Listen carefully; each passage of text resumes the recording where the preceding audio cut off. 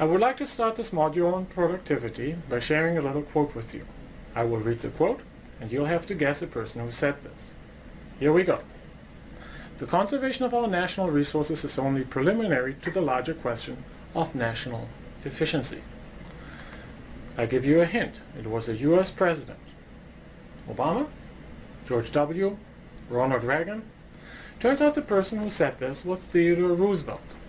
More than 100 years ago, Frederick Winslow Taylor wrote a wonderful book known as The Principles of Scientific Management. This was the opening line of the book. Productivity was a major theme 100 years ago, and it's still a very current topic today. We will start out our module on productivity with this first session in which I will introduce some more academic definitions of productivity. What I love about Taylor's work, though, it's very much driven by observing people in action. And so the rest of the module, I promise you, will be much more hands-on. As mentioned previously, we can define productivity as a ratio between the units of output produced and the input that is used. For example, we can define labor productivity as 4 units per labor hour. Units might be insurance claims, it might be vehicles, or it might be patients. And so that you can think about the output produced, the vehicles, the insurance claims, or the patients, per labor hour as a productivity measure. Notice that those are exactly the processing time that we discussed previously. The beauty of this example is that the only input is labor time. If you think about a firm at a very high level perspective, there are many other input factors, including capital, labor, materials, services that the firm uses, and energy. People refer to the multi-factor productivity as the output divided by the dollar values of all of these input factors. Now stick with the example for labor productivity a little longer. What keeps us from having a perfect productivity? Think about the output in the productivity definition as productive time or value add time, and the input as the total time. Productivity is then simply the percentage of labor time that is spent productively. Now clearly you cannot have a productivity in this case of higher than 100%. You can never get more than 60 productive minutes out of a worker per hour. Similarly, if you think about the energy efficiency of your house, you might measure the output as the temperature gains that you have in your living room, and the input as the amount of oil or gas that you burn in the basement in the heater. Again, you will never generate more heat in the living room than you have consumed in terms of primary energy in the basement. The interesting question in both of these examples are really what reduces the productivity. This gets us to the idea of waste and inefficiency. Waste are those things that are driving down productivity and are really at the heart of understanding the productivity in an operation. With the concept of inefficiency in mind, let's revisit the example from the introduction. This was a group of call centers that we benchmarked along the dimensions of responsiveness and productivity. For a call center, it is easier to achieve a high productivity. Just staff so that your utilization is really high.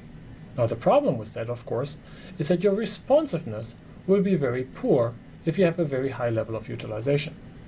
On the other hand, you can increase your responsiveness if you keep your utilization very low.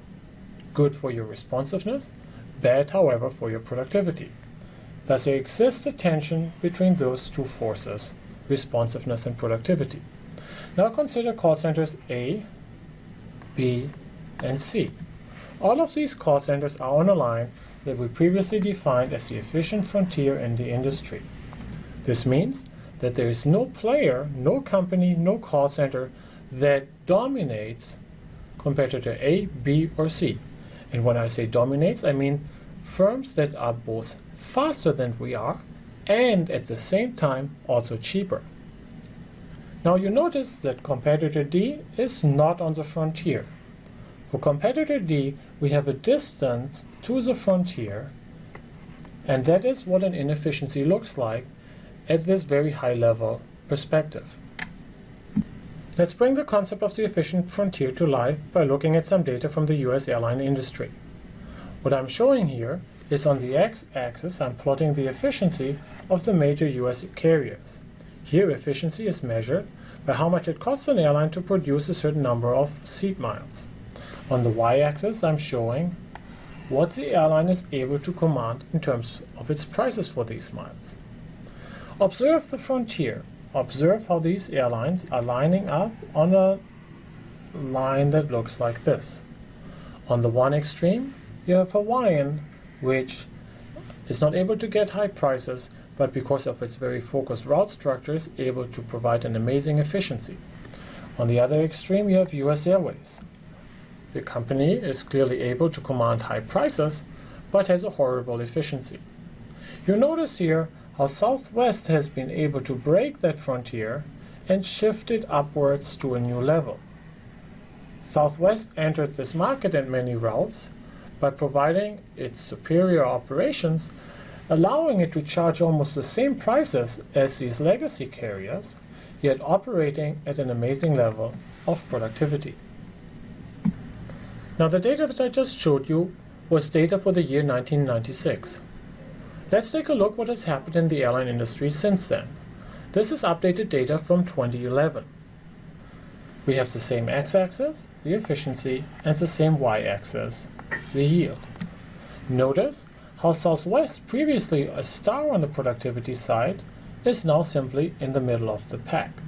We'll explore the reasons of Southwest's decline in productivity later on in this module. You also notice how the legacy carriers, American, United, US Airways, Continental, Delta, have basically suffered an enormous loss in pricing power. They have kept more or less efficiency, but they have dropped down on the revenue side. The new darlings from an operational perspective are companies such as JetBlue and Virgin America. They have redefined the frontier in the operations of the airline industry. We define productivity as a ratio between output and input. We will pick up that definition later on in this module when I'll introduce the concept of productivity ratios, which is a very powerful tool that can help you analyze aggregate firm-level data and compare your productivity with the productivity of peer companies in your industry. We also observed the enemy of productivity, inefficiencies and waste.